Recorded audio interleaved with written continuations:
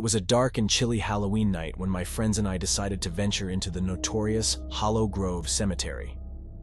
Nestled deep within the woods, this eerie graveyard had been the source of spine-chilling stories and ghostly legends for generations. We were fearless, or so we thought, as we embarked on this terrifying adventure. The moon hung low in the cloud-covered sky, casting long, menacing shadows over the tombstones. The air was thick with an unnatural stillness, and the distant howl of a lone wolf sent shivers down our spines. We crept past ancient gravestones, each one bearing a name lost to time and a story buried beneath the earth. As we ventured deeper into the cemetery, we stumbled upon a crypt that stood out from the rest. Its iron gate was twisted and rusted, and the inscription read, "Here lies the Vandermeer family, cursed for eternity." My heart pounded in my chest as I dared to push the gate open, revealing a pitch-black darkness beyond. With trembling flashlights in hand, we descended into the crypt. The air inside grew colder with each step, and an overwhelming sense of dread washed over us. Cobwebs clung to the walls like sinister tapestries, and the floor was slick with an ominous moisture. Suddenly, we heard a faint whisper, like a chilling breeze carrying voices from the grave. "Get out!" it hissed, sending panic through our veins. We looked at each other, our faces pale, but none of us wanted to be the first to suggest leaving. We pressed on, deeper into the crypt. In the heart of the crypt, we discovered a small, ornate coffin, adorned with intricate carvings. It appeared to be untouched by time, a stark contrast to the decay surrounding it. My curiosity got the best of me, and I slowly lifted the lid. What we saw inside haunts my dreams to this day. A lifeless skeletal figure, draped in a tattered shroud with hollow eye sockets that seemed to pierce our souls. The air grew frigid, and the crypt echoed with sinister laughter. "You should not have come," the voice hissed again, louder and more menacing than before.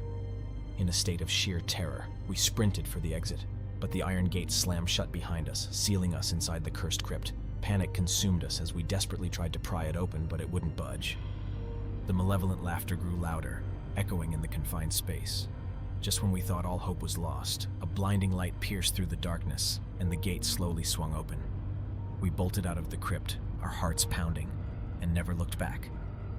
As we left the cemetery behind, we couldn't shake the feeling that something had followed us out of that crypt. That Halloween night forever changed us, and we learned the hard way that some legends are not meant to be tested. To this day, I can still hear the haunting whispers and laughter in my nightmares, a chilling reminder of our encounter with the malevolent spirit of Hollow Grove Cemetery. Halloween had always been my favorite holiday, and I was determined to make this year unforgettable. I convinced my friends to join me on a spine-tingling adventure to the long-abandoned Greystone Asylum, a place notorious for its sinister history and ghostly sightings. The night was dark and stormy, with rain pouring from the heavens like an omen. We stood before the asylum's imposing gates, the wrought iron bars twisted into grotesque shapes.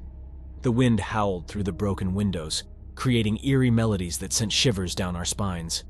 My heart raced as we pushed open the creaking doors, revealing a decrepit lobby littered with debris. The smell of decay hung in the air, and the walls seemed to ooze a malevolent energy. We ventured further into the asylum, guided only by the faint glow of our flashlights. The corridors were labyrinthine, each turn leading us deeper into darkness. Our footsteps echoed through the empty halls, but they were not the only sounds we heard. Whispers and distant cries filled the air, the tormented voices of the asylum's forgotten souls. I could feel their despair creeping into my soul, but I pressed on. In a dimly lit room, we stumbled upon a collection of old patient records scattered across a blood-stained floor. As we sifted through the documents, a chilling revelation struck us.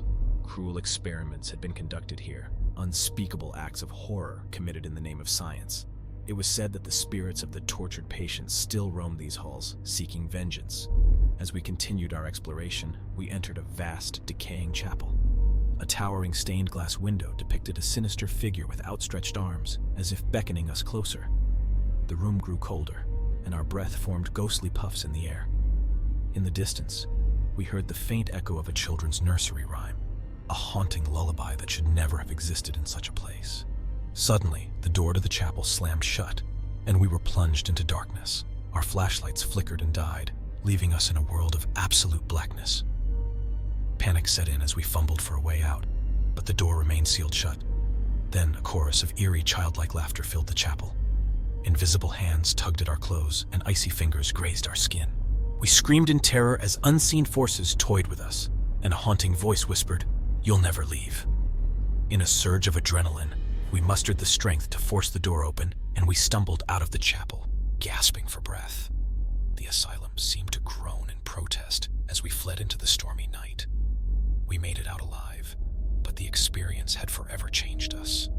We had witnessed the horrifying truth behind Greystone Asylum, a place where darkness still clung to the walls, and the tormented spirits of its past tormented any who dared to enter on Halloween night. To this day, I can still hear the sinister laughter and the haunting lullaby in my nightmares, a chilling reminder that some places are best left undisturbed.